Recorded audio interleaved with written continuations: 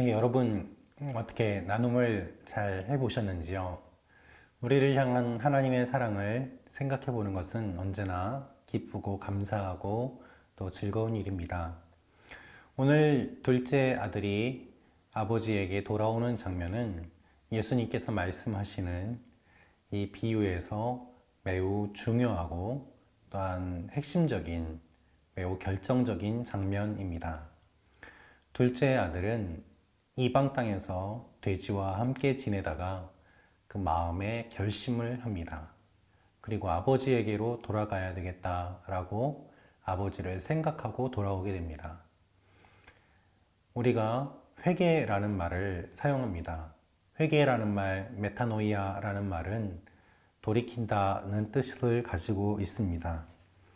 무엇을 의미할까요? 바로 죄에서 돌이키는 것, 그 자리에서 떠나는 것, 마음의 변화를 의미합니다. 지금까지는 그 이방 땅에서의 삶이 좋았는데, 행복했는데, 이제는 그 마음 가운데 변화가 일어나면서 다시 한번 아버지를 기억하는 그 기억으로 말미암아 그는 아버지께로 돌아가고자 결심합니다. 우리가 하나님을 찾지 않는 이유는 하나님에 대한 기억이 사라졌기 때문입니다. 사람들은 하나님을 모릅니다. 그 기억을 잃어버렸기 때문입니다. 그래서 회개는 하나님을 알고 기억하고 하나님께로 돌아가고자 결심하는 것으로 시작되고 진행됩니다. 놀라운 사실은 아버지가 마을 입구에서 아들을 기다리고 있었다는 것입니다. 이 아들은 아버지께로 나아가는 것이 두려웠습니다. 그러나 아버지는 매일 마을 어귀에서 아들을 기다렸습니다. 아들이 돌아올 때까지 기다린 것이죠. 그리고 이 둘째 아들이 돌아오는 길에 아직 먼 발치에 있음에도 불구하고 아버지는 맨발로 달려가서 둘째 아들을 얼싸안습니다.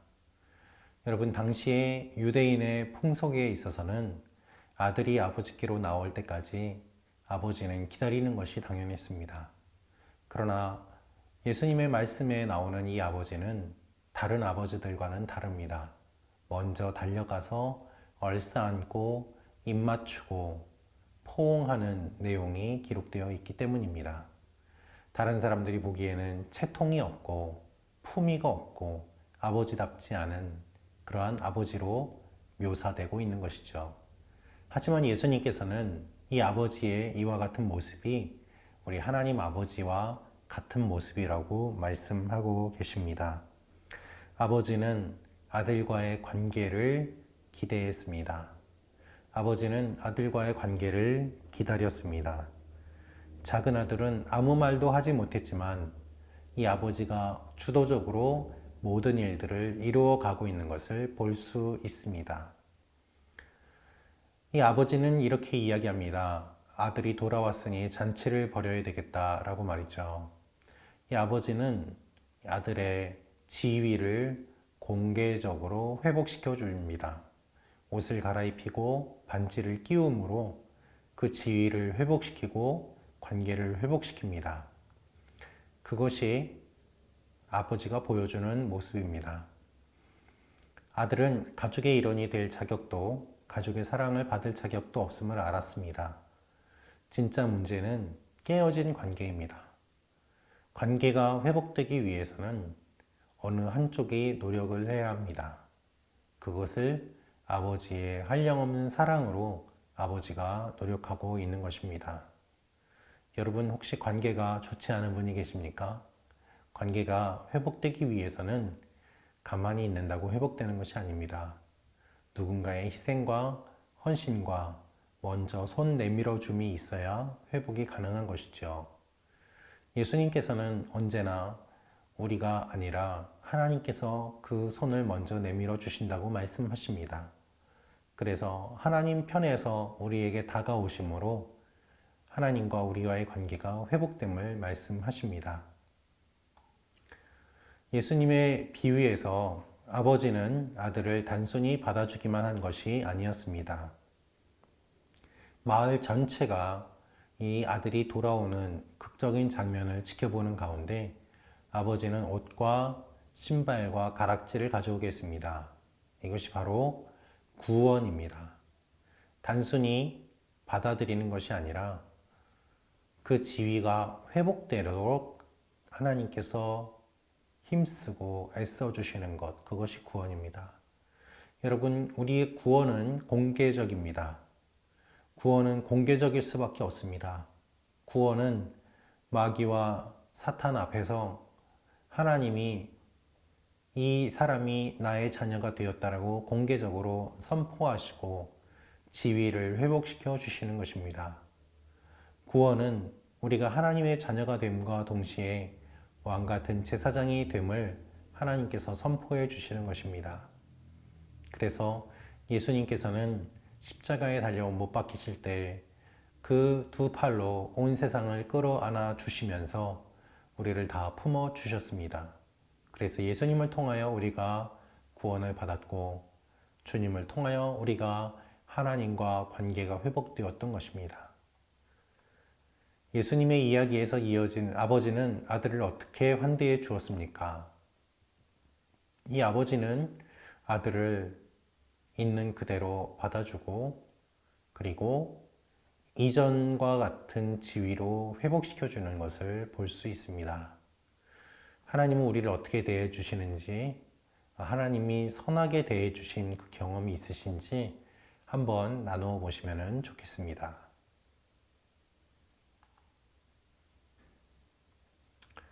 회개는 하나님의 은혜로운 구원의 부르심에 대한 응답입니다. 여러분, 회개는 하나님의 부르심에 대한 응답입니다. 그래서 회개는 언제나 하나님 편에서 준비해 주시고 회개할 수 있는 길을 열어 주십니다. 그래서 우리가 그것을 통하여 자기 죄에서 돌이켜 예수님께 나아갈 수 있게 되는 것이죠. 우리가 회개함으로 구원받는다는 의미가 바로 이것입니다. 자, 그런데 문제가 생겼습니다. 이 문제는 무엇인가 하면 바로 이 맏아들의 모습을 통하여 우리가 알 수 있는데요. 어떤 사람들은 맏아들처럼 하나님의 은혜에 분개하며 종교적 관습에만 집착합니다. 하나님의 은혜를 받으면 좋을 것 같죠. 그런데 하나님의 은혜를 받는 모습을 보면서 분개하는 사람들이 있습니다. 그리고 종교적인 관습에만 집착합니다. 주로 죽음과 관계된 일들을 통하여서 우리는 이와 같은 모습들을 보게 됩니다. 죽기 전에 어떤 사람이 예수를 믿겠다고 고백하고 이 세상을 떠난다면 그 사람은 구원받은 것일까요? 네, 구원받은 것이죠. 기쁘고 감사한 일입니다. 그런데 어떤 사람은 화를 내고 짜증을 냅니다. 나는 모태신앙인데 어렸을 때부터 하나님 믿었는데 저 사람은 마음대로 살다가 죽기 바로 전에 구원받고 참 편하게 천국 간다 라고 말이죠. 종교적인 관습에만 집착하는 모습이 우리에게 있지는 않습니까? 하나님의 은혜를 바라보면서 함께 기뻐하고 있습니까? 오늘 큰아들의 모습을 통해서 주님은 그것을 우리에게 말씀하고 계십니다. 성경을 읽겠습니다. 누가복음 15장 25절에서 32절 말씀입니다. 맏아들은 밭에 있다가 돌아와 집에 가까이 왔을 때에 풍악과 춤추는 소리를 듣고 한 종을 불러 이 무슨 일인가 물은데 대답하되 당신의 동생이 돌아왔음에 당신의 아버지가 건강한 그를 다시 맞아들이게 됨으로 인하여 살진 송아지를 잡았나이다 하니 그가 노하여 들어가고자 하지 아니하거늘 아버지가 나와서 권한대 아버지께 대답하여 이르되 내가 여러 해 아버지를 섬겨 명을 어김이 없거늘 내게는 염소 새끼라도 주어 나와 내 벗으로 즐기게 하신 일이 없더니 아버지의 살림을 창녀들과 함께 삼켜버린 이 아들이 돌아오매 이를 위하여 살진 송아지를 잡으셨나이다. 아버지가 이르되 예 너는 항상 나와 함께 있으니 내 것이 다 내 것이로되 이 내 동생은 죽었다가 다시 살아나셨으며 내가 잃었다가 얻었기로 우리가 즐거워하고 기뻐하는 것이 마땅하다 하니라. 예수님께서는 이 둘째 아들이 돌아온 것을 통하여 잔치를 벌이는 장면을 말씀하십니다. 그런데 맏아들은 집 밖에서 아버지의 불공평한 행동에 불평하고 있었습니다. 아버지가 나와 집에 돌아와 동생의 귀환을 축하하자고 설득합니다. 큰 아들은 잔치가 벌어질 때에 당연히 이 잔치를 주관하고 또한 아버지 대신 필요한 것들을 준비해야만 하는 그러한 의무가 있었습니다. 그러나 그는 아버지의 제안을 거절하고 또한 반항하는 모습을 볼 수 있습니다. 동생이 돌아왔음에도 불구하고 동생이라는 표현을 사용하지 않습니다. 그는 마음속에서 동생을 인정하지 않는 것이죠. 동생이 돌아온 것도 불만입니다. 아버지가 잔치를 열어준 것도 불만입니다. 특별히 송아지를 잡는 것도 불만입니다. 그는 이 잔치를 참여할 가치가 없다고 생각했습니다. 동생이 가치 없다고 생각되었기 때문에 동생을 위해서 잔치를 여는 것도 가치가 없다고 생각한 것이죠. 그래서 아버지가 이 아들을 설득하고 있습니다. 이 아버지는 큰아들의 반응에 또한 혼내지도 않고 설득하는 모습을 볼 수 있습니다. 여러분, 두 아들의 모습을 보면 두 아들 모두 아버지를 실망시키는 것을 알 수 있습니다. 두 아들은 각기 다른 방식으로 아버지의 사랑을 받아들이지 못했습니다. 맏아들은 선한 행동으로, 작은 아들은 나쁜 행동으로 아버지의 사랑과 담을 쌓았습니다. 큰 아들은 자기의 의로 가득 찼습니다. 아버지, 나는 아버지 옆을 떠나지 않았습니다. 아버지 옆에 있었습니다. 라고 말이죠. 그러나 이 큰아들도 역시 아버지 옆에는 있었지만 그 아버지와는 관계없는 단절된 삶을 살았음을 말씀을 통해서 우리는 볼 수 있습니다. 아버지를 거역했던 작은 아들은 회개하고 돌아와 잔치상을 받았지만 그토록 착했던 형은 투덜거리면서 밖에 서 있었습니다. 그래서 아버지의 잔치에 큰아들이 자발적으로 참여하지 않으므로 이 아버지를 무시하고 아버지의 호의에 반대하는 모습을 보여주고 있습니다. 여러분, 선한 행동이 어떻게 하나님과의 관계를 멀어지게 할 수 있을까요? 우리는 선한 일을 하면 하나님과의 관계가 더 가까워진다고 생각하지 않습니까? 네, 물론 그렇습니다. 그러나 그 선한 행동이 우리의 의가 되면 그것은 하나님과의 관계가 더 멀어지게 되는 원인이 되기도 합니다. 그리스도인으로서 자신의 삶은 종의 고된 삶에 가깝습니까? 아니면 잔치상을 받은 아들의 삶에 가깝습니까? 그 이유는 무엇입니까? 이 내용을 한번 살펴보면 좋겠습니다. 예수님의 비유는 죄의 두 가지 모습을 이야기하고 있습니다. 아버지는 반항하는 아들을 아들아 하고 맏아들을 불렀습니다. 그것은 맏아들의 지위를 일깨워주는 내용이었습니다.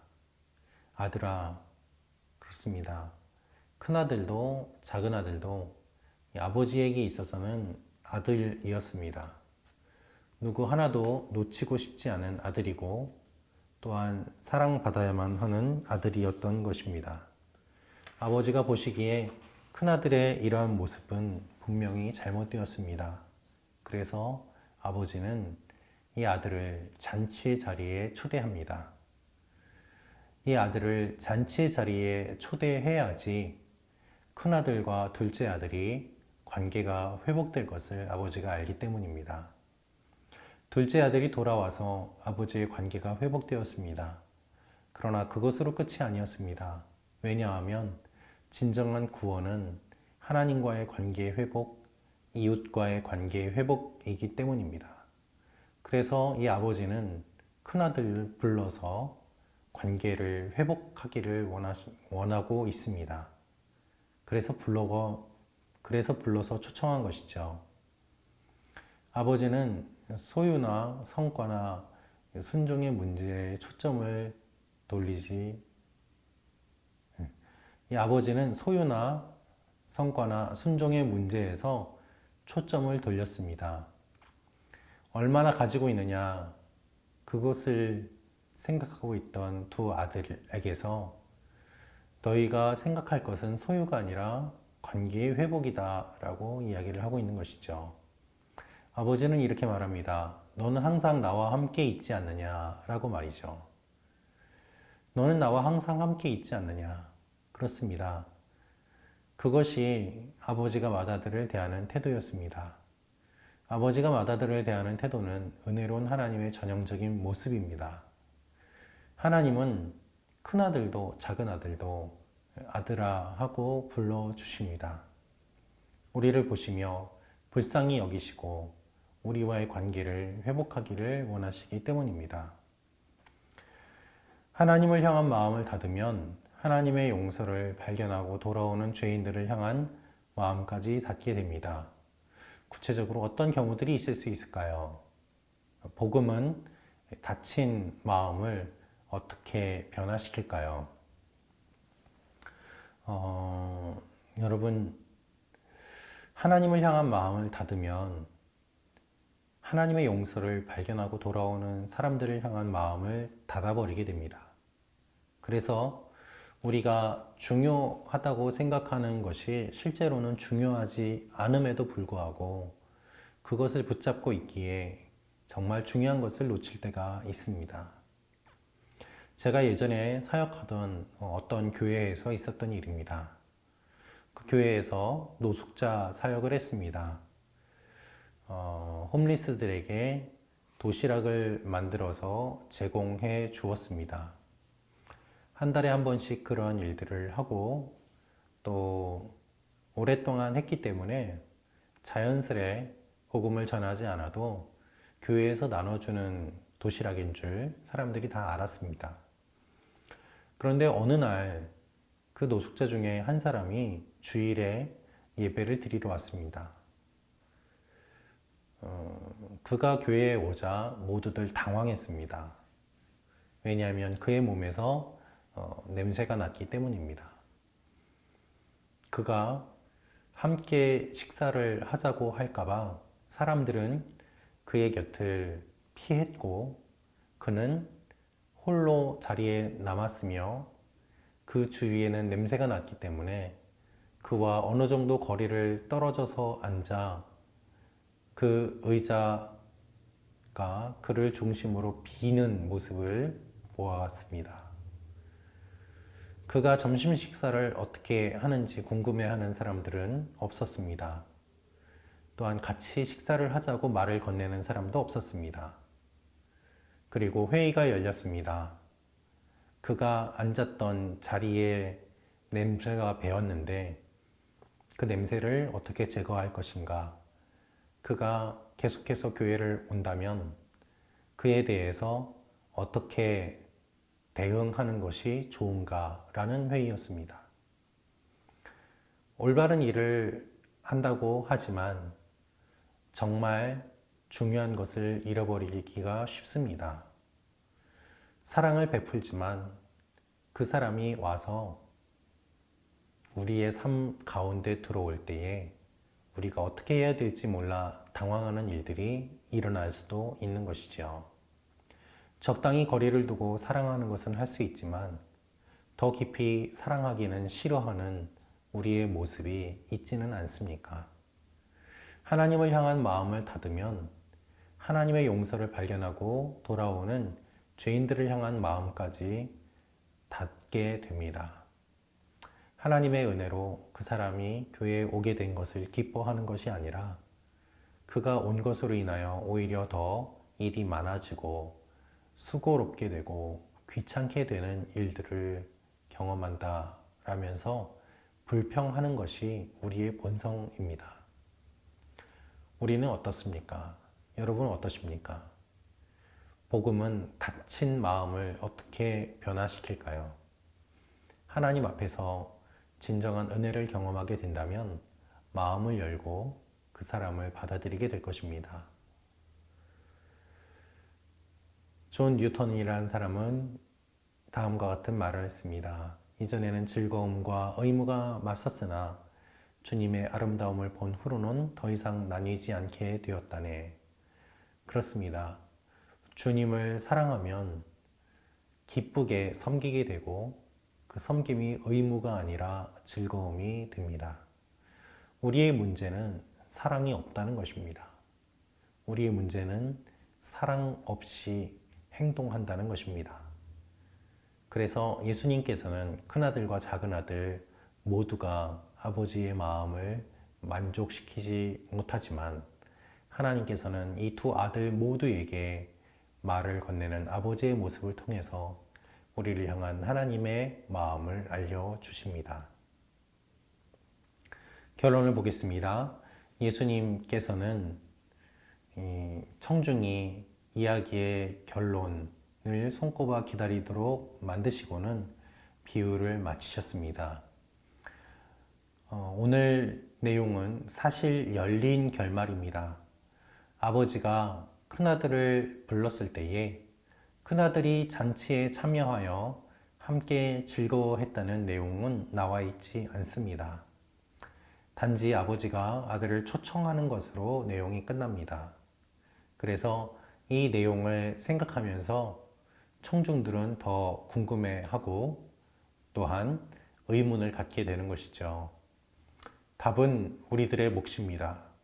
우리 역시 이 아버지의 이야기, 이 이야기의 마지막 단계를 몸소 실천해 보라고 초대받은 몸입니다.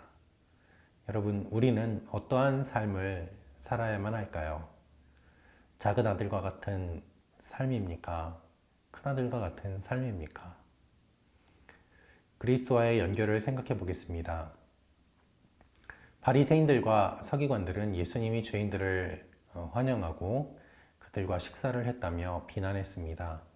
그들의 비난에 예수님은 이야기로 응수하셨고 하나님이 회개하고 돌아오는 죄인들을 기뻐하신다고 말씀하십니다. 여러분, 우리가 다 그렇게 구원받은 사람들이고 우리가 주님 앞에 돌아올 때 주님은 우리를 기뻐하셨습니다. 마찬가지로 새롭게 주님 앞에 돌아오는 사람들을 주님께서는 기뻐하실 것입니다.